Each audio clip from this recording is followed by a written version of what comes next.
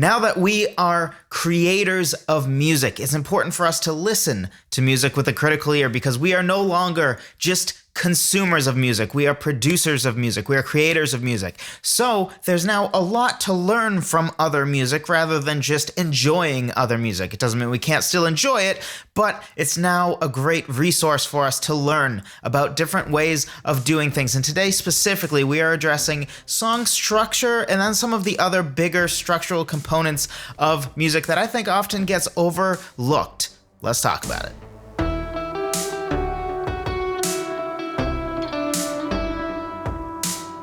Hello, friend. Welcome to the 132nd, I believe, episode of the Songwriter Theory podcast. I'm pleased that you are joining us today whenever you are listening to this.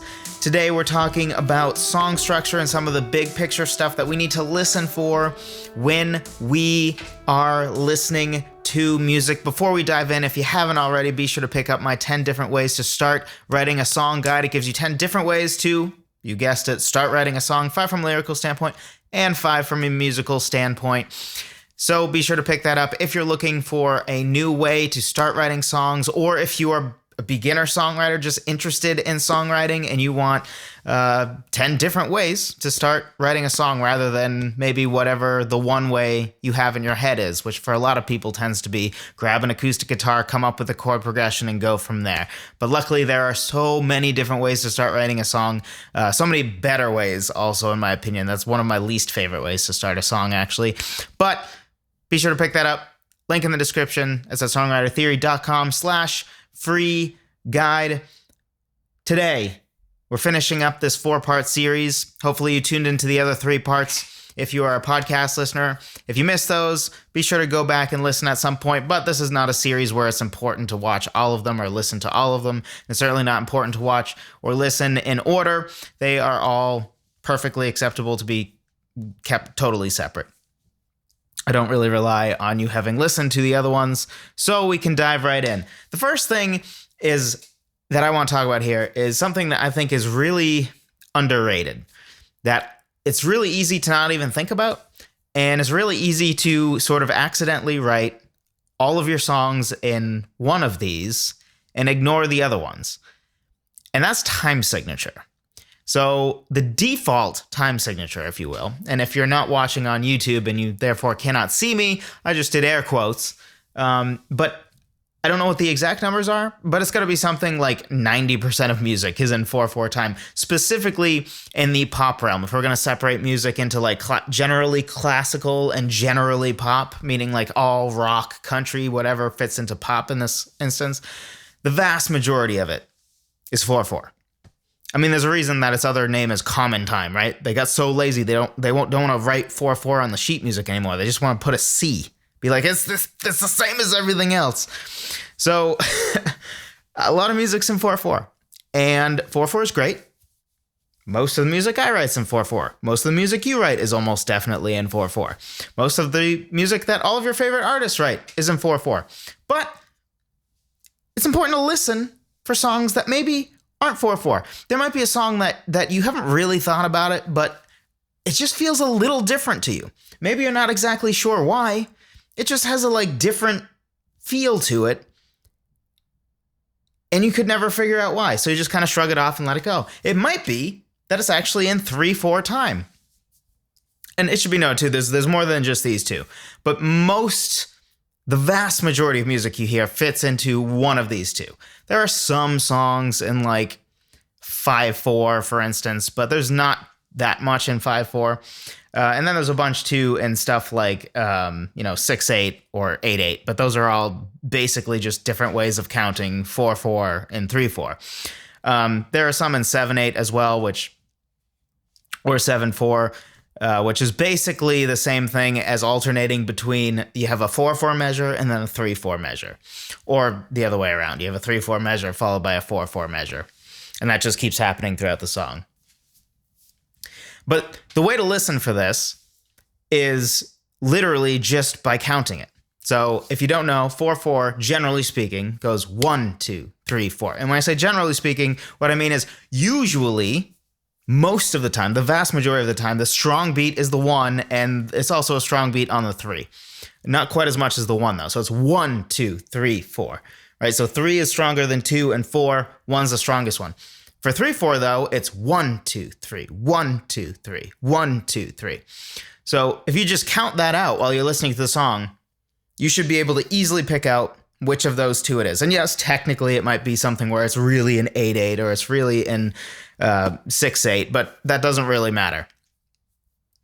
So be listening for that and figure, because sometimes, for example, especially in rock music, I found that sometimes a 3/4 can give it this nice aggressive feel where it just feels relentless, because every one beat is the beginning of a new measure, and it just has this relentlessness that sometimes I feel like 4/4 doesn't quite have. So some of the more aggressive rock songs I know and that I've loved, I've realized, oh, that's in 3/4 instead of 4/4. But I'm not saying 3/4 is necessarily inherently more aggressive. Obviously, it depends completely on the music that's written, but something to listen for. And also, if you are somebody who you're thinking now, oh, I haven't even thought about that. I've written all my songs in 4/4 as I think about it or as I count them in my head. Try a 3/4. An easy way to do this is just get a metronome that's counting 3/4. There's free ones on the computer, right? Turn your speakers up 3/4, and then whatever your normal songwriting process is, do while listening to that, because it's pretty hard to write something in 4/4 while you're listening to a 4/4 rhythm. Other big picture stuff to listen to, beats per minute. I don't think this is a huge deal, but if you can figure out the relative speed, and while you're counting, right, so you're doing 1, 2, 3, 4, 1, 2, 3, 4, you might be surprised that the apparent speed of the song might be significantly different than the actual speed of the song. And something else that I think a lot of people don't realize is most songs either don't really or really don't at all change beats per minute between sections. If so, it's like this infinitesimally small amount, right? Like it might go from 120 to 124 beats per minute, maybe. But most songs are just like they have a speed. And people just think songs get faster and slower because of the perception of speed. So, an easy example of this is like if you have 16th notes in a measure, that's going to feel fast and aggressive because they're 16th notes, or even more, 30-second notes, right? Because now there's in a 4/4 measure, you could fit 34 of them in. Or sorry, 32 of them in. I don't know where the number 34 came from. So that's going to sound fast, even if the actual beats per minute tempo is not very fast. In the same way, it's going to probably sound slow in almost any BPM when it's all whole notes. So you can change drastically the perceived speed throughout a song without actually changing the beats per minute, without actually changing the beats per minute of the click track that's hidden behind the song, if you will. So, song structure. Listen for what is a song structure. There are a lot of times that I think we don't even pay attention to song structure at all or think about it, and we just kind of write it off as like, oh yeah, songs. Yeah, songs go like verse, chorus, bridge, chorus. Oh, and sometimes an artist once in a while like starts the song with a chorus, or once in a while they have 3 verses instead of 2, right? And that's sort of how it's easy to think of song structure that way, right? Maybe you don't. If so, great, good for you. That's good. But a lot of people do, to the point that I've had people ask me, wait, what is a pre-chorus? Which, by the way, I think I either just had a video on YouTube come out on that or it's coming out. I actually don't remember. Be looking at the YouTube channel and you can tell me. But pre-chorus is an example of like, this is a song section that can make a significant difference in the feel of a song that is easy to kind of just write off. There are some instances, for example, where people just assume, oh, like that's the second part of the verse. Like, no, it might be a pre-chorus. What is its function? The function is different, right? The second part of the verse should sound like the first part of the verse for the most part. It almost definitely has the same chord progression if it's just the second part of a verse. And it might change the melody up a little bit, but a pre-chorus is like a specifically built, usually small section that is specifically ramping up to the chorus. which doesn't necessarily mean that it's higher energy than the verse. It usually is, right? It's usually a step up in energy to build towards the chorus. But sometimes you can do it the opposite way, where you actually bring down the energy so that the chorus explodes even more by the time you get to it, because everything with music tends to be relative in size, right? So, for example, my criticism of, and this is a blanket criticism, so it's not necessarily completely true, but with a lot of music that's like screaming the whole time and heavy guitars the whole time, some people describe it as relentless, which I like. I like some relentless music, but to me, it's not relentless. It's just like it sets the bar of aggression so high that the aggression just doesn't seem impressive anymore, right? It's like Transformers. There's so many explosions that the meaningfulness of an explosion is completely lost. It's just like, ugh, there's another one, right?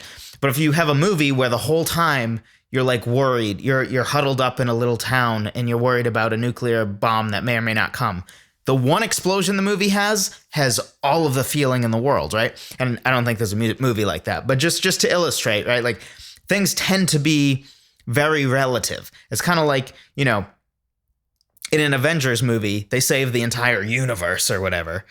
But that doesn't really feel that different necessarily than maybe the climactic fight between Batman and the Joker, even though it's really a battle of wits. We all know Batman's going to win the fist fight, right? The Joker even mocks him about, well, you thought I would, you know, put the stock of this whole fight in a fist fight with you. But that feels just as like momentous, even though it's like a city versus the universe. Why? Because it's about the relativeness of it. So, song structure. I know I went off on a little exploratory explanation rabbit trail there. That happens from time to time. And hey, good for me. No Star Wars reference. How about that? Little applause for me. Drop a like on the video if you're here. Good for you, Joseph. You didn't say The Office or Star Wars for a reference. Go you. So anyway, poking fun at myself aside, post-choruses. Listen for post-choruses. This is most common in pop music, but it's another thing to think through, like, okay, is there a post-chorus? What does it do? And back to the original point I was making about sometimes we just take for granted, like, oh, it's this, you know, there's this one way of doing songs, right? Where there's verse, chorus, bridge, chorus, right? And there's some really popular songs that you might love and you've never even realized they completely break out of the mold you're used to. So, for example, one that I like to go to is Journey's Don't Stop Believin'. Is, no matter how you slice it, not a normal song structure, because either A, you disagree with me and you say that the chorus of the song is the Don't Stop Believin' part at the end of the song, in which case the song doesn't get to the chorus until the end, and it gets to it once and just, I guess it like repeats at the end, right? But it takes 3.5 minutes to get to the chorus. That's not normal, because if you are a person that argues that that is the chorus, then you think that the part that repeats after the verse is a pre-chorus, which to me doesn't really make sense, because a pre-chorus comes before a chorus, and in Don't Stop Believin', literally the pre-chorus never comes before the chorus, because even the second time through, by the way, and yes, this argument for, I don't know why this argument's a thing for me. I guess because people like want to resist the fact that I'm trying to like make a new labeled thing finale, but you know, keep in mind all these labels are arbitrary, right?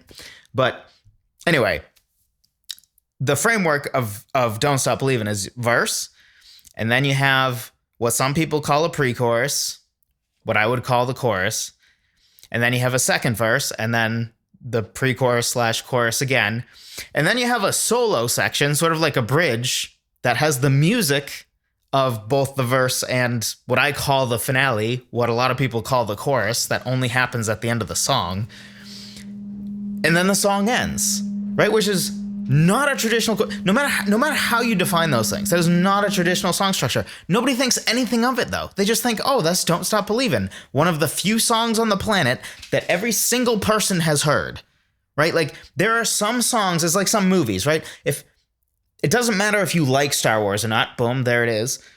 It doesn't matter.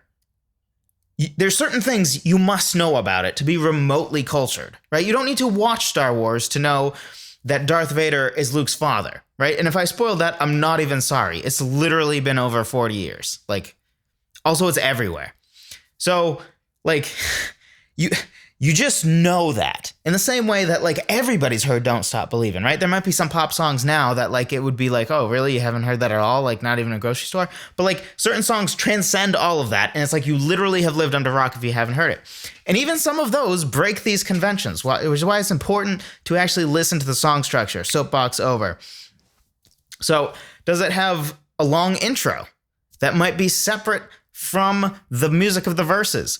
Because oftentimes the intro of a song is really just the music of the verses before the vocalist starts singing. Very often, very common. It's not always that way, though, so don't take that for granted. There are plenty of songs that have an intro that's really its own song section, really. Is there a bridge? Does the song start with a chorus? Some songs do that. Why do some of them do that? Now, some pop songs, the cynical person in me says, is the reason they start with the chorus is because in pop songs, in order to be popular, you got to get to the chorus as quickly as possible, which is why they try to pressure you to get to the chorus within 30 seconds because people don't have attention spans, specifically people who listen to pop music, apparently. So they're like, well, screw it.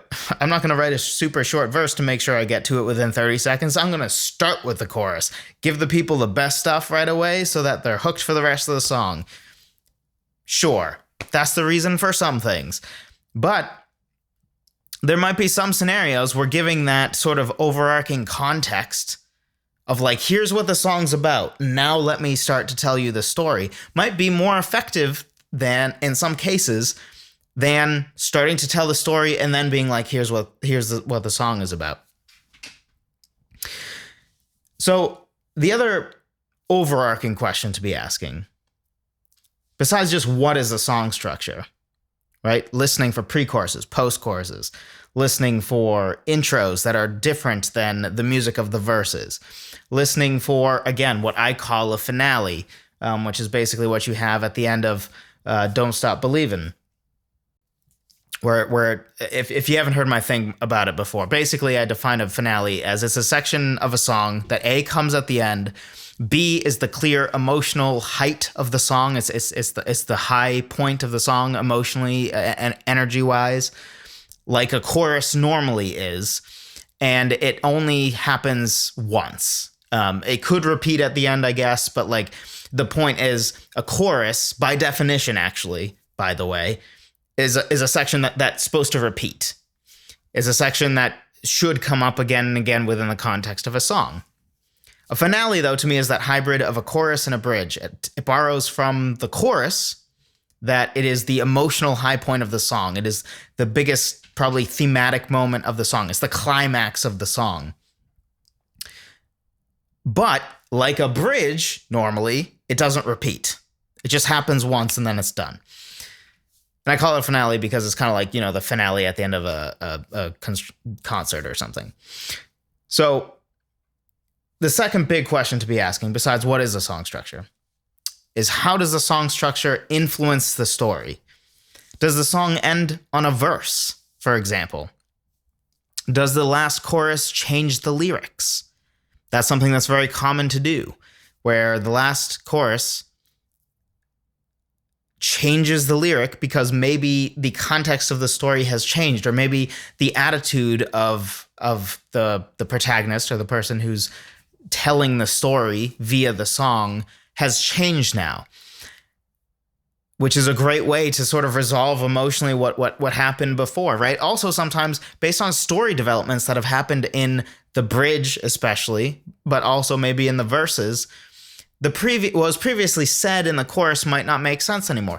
And there are some artists that make big practice of actually often changing the lyrics per chorus, where the chorus maintains the same melody or a very similar melody, but the lyrics change very often. Five for Fighting is one that comes to mind for me that like 100 Years slightly adjusts the lyrics every chorus.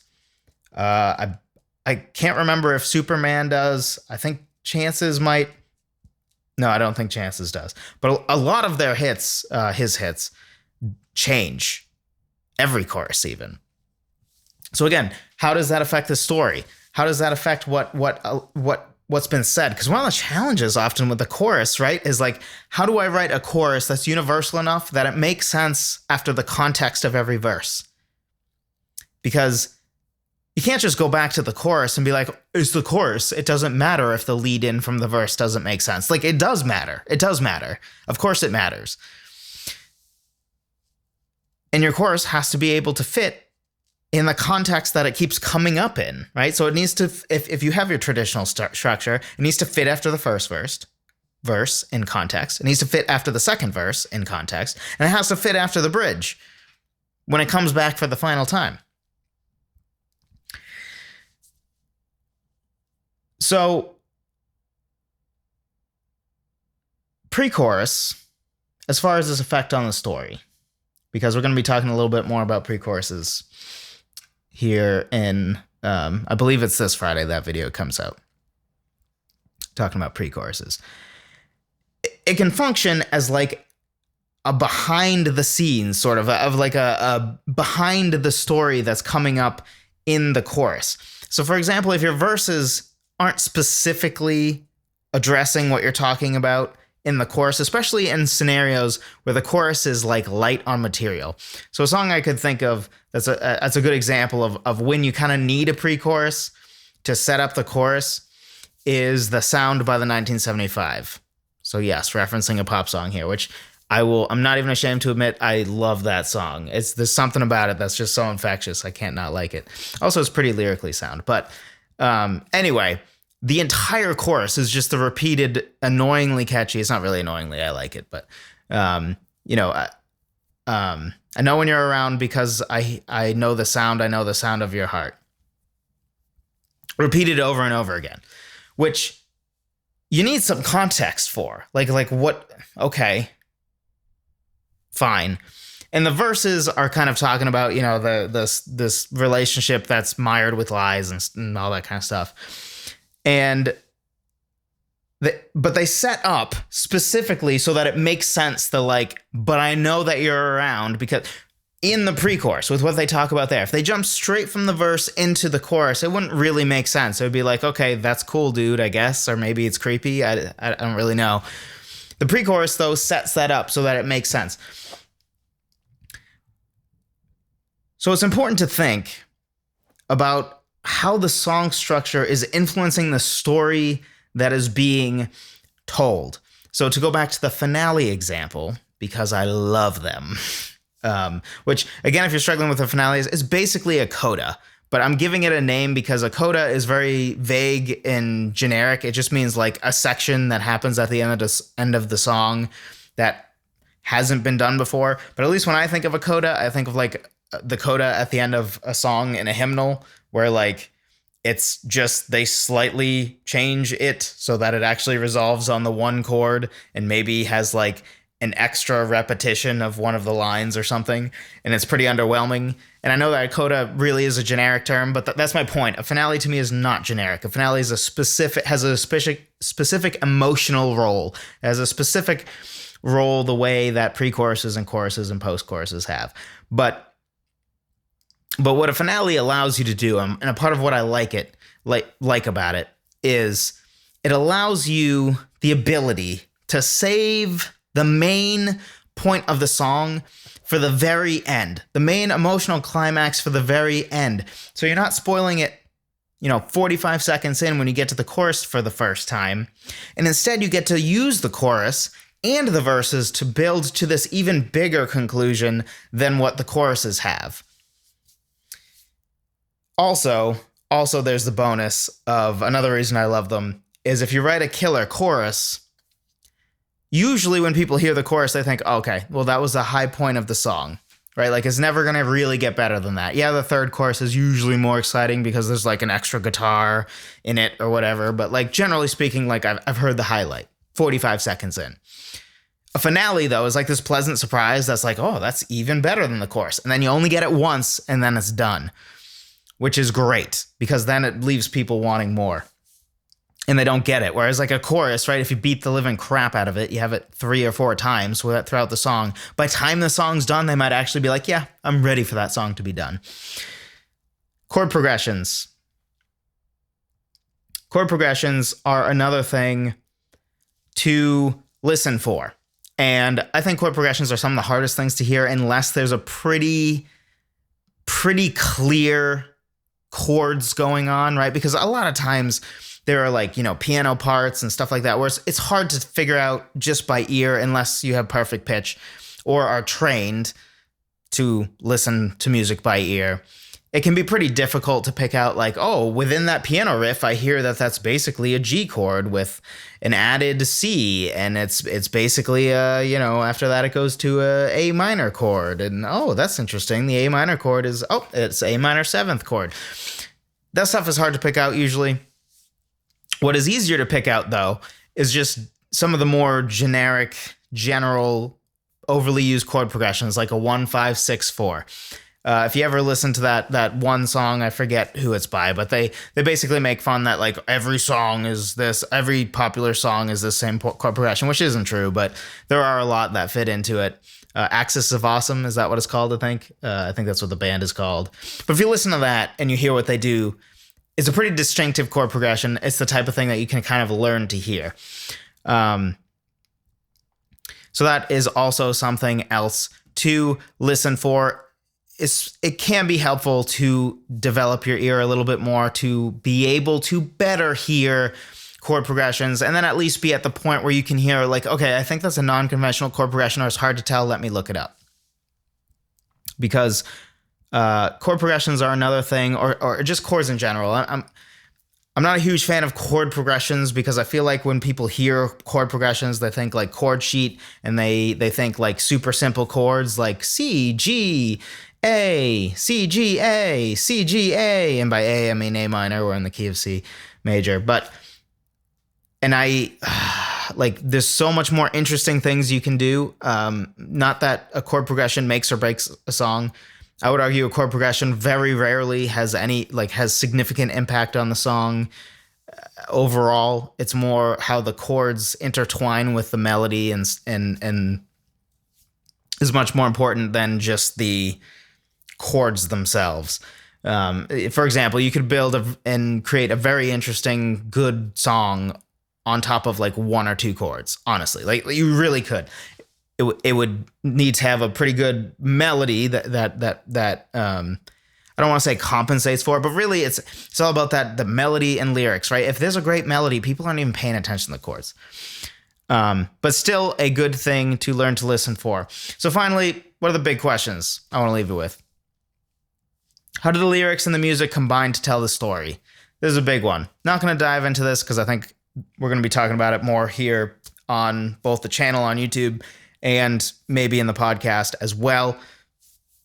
So I don't want to go too far down that road, but the lyrics and music have to be so well on the same page. And that doesn't mean you can't go for irony. I'm a huge fan of happy sounding lyrics that actually have a lot of dark undertones. Big fan of that. It can really help to elevate sarcasm. I find that like a sort of poppy sounding, happy sounding song paired with bitter sarcasm tends, at least to my ear, pair better, even though it's kind of ironic and it sounds wrong, right? Because it sounds happy, so it must be nice, but it's actually like really brutal. I actually think it tends to fit better than brutal sounding music that's brutal, because sometimes it sounds too try-hardy, right? It's like when that one kid in high school tries way too hard to insult you. When somebody like flippantly insults you, that kind of hurts more. Like, oh, that was so easy. But making sure the melody and the lyrics are on the same page, and how the melody and the chords work together, because melody and chords are really working together to really create the tone of things. Like, for example, this is something else we're going to talk about more in depth on the YouTube channel, at least, is, for example, if you have a C chord, which has C, E, and G, but you're sustaining vocally an A, which isn't in the chord, there's going to be a lot of tension to that. But the A itself in the melody doesn't have tension, right? It's just a note. There's no tension in a note. There is a tension in a note in context, though, which in the context of a C major chord, and A being belted out is going to have some tension to it relative to, say, a G, which will have less tension, and how you sing it matters too, and all that. Sure, there's a bunch to get into, but make sure your lyrics and music combine well to tell the story, and listen to other songs to see how well they combine, so you can learn from that, the songs that do it well and songs that maybe you think don't do it well. And then other questions to ask yourself, because you're a songwriter now. And I hear too many people, even people who like are sometimes aspiring songwriters, I hear too many people who will say things like, oh yeah, that's a great song. And then if you ask them the very basic question, okay, what's it about? They can't tell you. If you don't know what a song is about, you have no business saying it's a good song. Period. Like, that's like saying, oh, that book is fantastic. What's it about? What's the basic plot? Couldn't tell you. Great book, though, right? Like, nope. So don't do that for songs. So as a songwriter now, even if you're not quite sold on my whole thing, maybe you're new here, you haven't heard my thing, but like, you have to take pride in you are a poet now. Okay? Because as a lyricist, you are a poet. Lyrics aren't to be thrown in. They're not non-important. They are literally what the song means. They are very important. If you think lyrics aren't important, do the world a favor, do yourself a favor, and don't write lyrics. Write music that doesn't have lyrics if you don't care about lyrics. Okay? If you're not going to take it seriously and be a poet, leave the lyrics out then. Spare us all the meaningless cookie cutter lyrics. Don't do it. But if you're going to take it seriously, great. So, on that note, listen to the meaning of the song. That is my plea. And then the last thing to ask is, overall, did this song resonate with me? Because I think you should analyze songs that you do and don't like. Analyze all of the songs. And then figure out why. Right? What are the things that I really like about that song? If you ask me about any song that I like or don't like, I can usually tell you exactly why. Some songs I maybe can't figure out. I can't quite put my hand on it. But like sometimes I'll say like, oh, I really appreciate the interesting melody of the chorus. Or, the reason I don't like the song is, to me at least, the verses are actually pretty good and compelling, and then the chorus just falls flat. It feels unexciting. I like the verses better than the chorus, which is usually not a good sign for a song. And the reason is, the chorus is overly repetitive, and like it sort of sounds like it thinks, ooh, this is a brilliant thing that I came up with, and it repeats the same line over and over again, but it's not that smart of a line, but you can tell the writer thinks it's smart, right? Like, I can explain to you all those sorts of things. Why? Because I'm listening analytically, and that helps me with my own songs. It sometimes hurts, because then I take that critical mind to my own stuff, which sometimes maybe makes it so that it's harder for me to release music faster or let go of songs faster, because I'm so picky with my own stuff. So I guess that's the curse of it. But at the same time, when I do release something, I tend to be much more proud of it than I think I otherwise would be if I wasn't being listening with such a critical ear to other music, learning from it, and then listening back to my own stuff, writing my own stuff with that same critical ear. Because that's the point here, to improve. The point here is not to be a music critic. Nobody likes those people.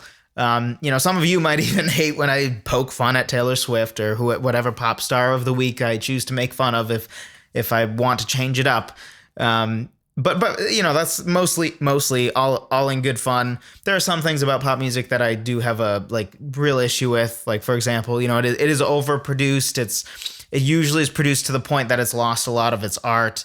And, you can tell some of them are almost machine generated, right? Like, people write it because they're under the gun and they're not meaningful songs. They just say the same crap. Like, there's a lot of things to criticize about pop music. But being a critic, right, is just that person that just criticizes for the sake of criticizing, not to eventually build up, right? And hopefully when you're listening to your own music specifically, or if you're listening to each other's music, the goal should be listen with a critical ear so that you can make it better. Not just so you can tear things down. Don't be somebody that does things just to tear things down. Unless it's Taylor Swift, then go for it. Just kidding. Which I feel like I have to say, because I learned at work recently that apparently my smile does not translate through audio. So people don't know when I'm joking sometimes. So for you on podcast, I'm joking. It's okay. Thank you, as always, for listening.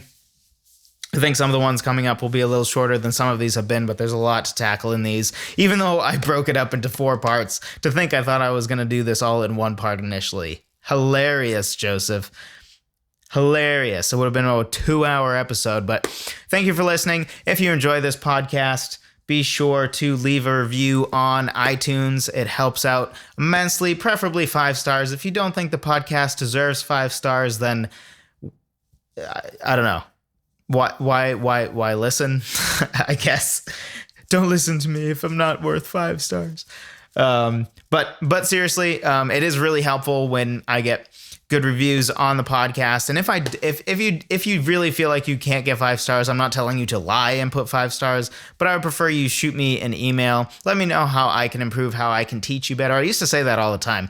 I've forgotten to say it for a while, so that's my bad. But yeah, so preferably if you're somebody who feels like you can't give it 5 stars, that's totally fine. Just try not to tank the stats from those that do feel like it's 5 stars. It helps, gives me a better chance over time of reaching more people and improving, right? We all improve. Hopefully you're improving your songwriting, right? I'm working on my songwriting. I'm also working on how well I do at this stuff, at YouTube, at podcasting. And hopefully if you listen back to my first episode to now, I'm hopefully much better today than I was then. I certainly can speak for longer, perhaps to everyone's chagrin. But with that being said, don't want to take up any more of your time. Make sure to go out and songwrite this week. It's important to actually do, not just to listen. So if you've listened to 4 podcasts straight from me and you haven't written any music, that means it's been a month and you haven't written any music. That's 1/12 of a year. Time adds up fast. Make sure you songwrite this coming week before you listen to anything else that I put out there, because the most important thing is not that you listen to this show. The most important thing is that you actually use what you learn. You go out and you songwrite. Again, free guide in the description, songwritertheory.com/free guide if you're interested in 10 different ways to start writing a song. Thank you for watching. Thank you for listening. And I will talk to you next time.